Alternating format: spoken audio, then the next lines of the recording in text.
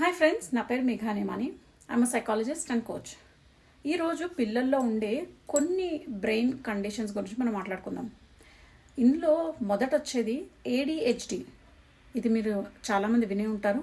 ADHD అంటే attention deficit hyper activity syndrome. పేరులోనే ఉంది. అంటే ఆ పిల్లలు అటెన్షన్ ఉండదు. అలానే హైపర్ యాక్టివిటీ అంటే కుదురుగా కూర్చోలేరు. అందరి పిల్లలు ఇలానే ఉంటారు అని మనం అనుకోవచ్చు, కరెక్టే.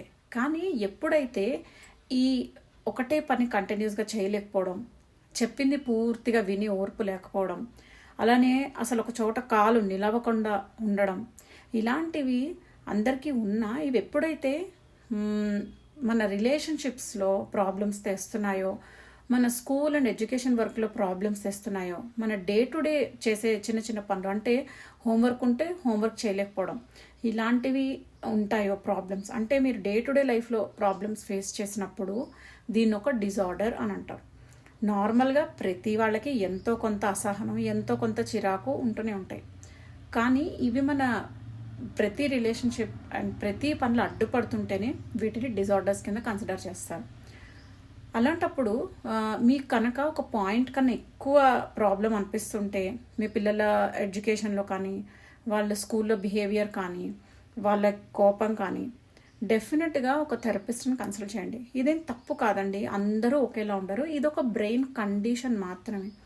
ఎప్పుడైతే మనం వాళ్ళకి కొన్ని ట్రిక్స్ లైక్ కామ్గా ఎలా ఉండాలి, ఏదన్నా తొందర అనిపించినప్పుడు 1 to 10 నంబర్స్ కౌంట్ చేసిన తర్వాత పని చేయడం, ఇలాంటి చిన్న చిన్న టిప్స్ అండ్ గైడెన్స్తో వాళ్ళని ఎప్పుడైతే సపోర్ట్ చేస్తామో ఇది వాళ్ళు మేనేజ్ చేసుకోగలరు. పెద్దయ్యాక ఇలానే ఉండాలి అని రూల్ లేదు, వాళ్ళు మామూలుగా కూడా అవ్వచ్చు. కానీ ఎప్పుడైతే అసలు మనకే ఈ విషయం తెలీదో, వాళ్ళు ఏంట్రా ఎప్పుడు ఇలానే ఉంటావు, ఎప్పుడు ఇలానే ఉంటావు అని ఇంట్లో వాళ్ళు తిట్టి, స్కూల్లో వాళ్ళు తిట్టి, అందరూ తిడితే ప్రతి వాళ్ళు ఇంకా నన్ను తిడుతూనే ఉంటారు. కానీ వాళ్ళ బ్రెయిన్ అలా ఎందుకుందో వాళ్ళకి అర్థం కాదు. కాబట్టి లెట్ అస్ అండర్స్టాండ్. అండ్ ఇదొక చిన్న కండిషన్ అండి. అండ్ ఇంచుమించు అందరి పిల్లల్లో ఎంతో కొంత ఉంటూనే ఉంటుంది. సో మనం ఎప్పుడైతే వాళ్ళని సపోర్ట్ చేస్తామో, డే టు డే పనులు ఎలా మేనేజ్ చేసుకోవాలి, ఇలా వచ్చినప్పుడు ఏం చేస్తే మైండ్ కామ్ అవుతుంది, for example deep breathing, counting 1 to 10 ఇలాంటి వాళ్ళకి నేర్పిస్తే వాళ్ళు కొంచెం బెటర్గా హ్యాండిల్ చేస్తారు ADHD అనే ప్రాబ్లమ్ని. తిట్టడం వల్ల మాత్రం ఇది సాల్వ్ అయ్యేది కాదు, ఓన్లీ సపోర్ట్ వల్లనే హెల్ప్ అవుతుంది. I hope this video helps, and for more such helpful videos do subscribe to my channel.